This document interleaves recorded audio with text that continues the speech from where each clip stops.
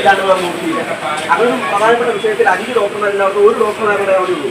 അയാൾ പോലും തിങ്കളാഴ്ച വ്യാഴാഴ്ച മാത്രമേ OP കൊടുക്കുന്നുള്ളൂ. അതിന് തലേദിവസം OP എടുത്ത് പുലർച്ചെ വരെ OP എടുക്കാൻ വേണ്ടി കാത്തുനിന്നാലാണ് 80 OP കിട്ടുള്ളൂ.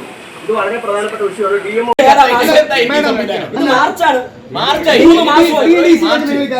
3 മാസമായി എന്നിട്ടും കാര്യമില്ലേ? നിങ്ങൾക്ക് ചെയ്യാൻ പറ്റുന്ന സൊല്യൂഷൻ പറയും, അല്ലെങ്കിൽ നിങ്ങൾ ഈ കത്ത് പോകാതെയാണെങ്കിൽ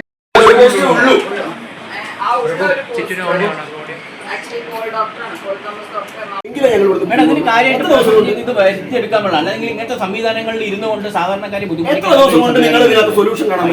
ഞങ്ങളിവിടെ കുറെ ഉപരോധമൊക്കെ നടത്തിയിട്ടുണ്ട്. പഴയ DMOക്ക് ഒരു സൊല്യൂഷൻ ഇവിടെ തന്നിട്ടുണ്ട്. ഇപ്പത്തെ DMO ഒന്നും പറയുന്നില്ല. സർക്കാരിനായിക്കട്ടെ കത്താക്കട്ടെ ഇപ്പൊ സൊല്യൂഷൻ വിളിക്കൂ, മന്ത്രിനെ വിളിക്കൂ, അല്ലെങ്കിൽ PA വിളിക്കൂ.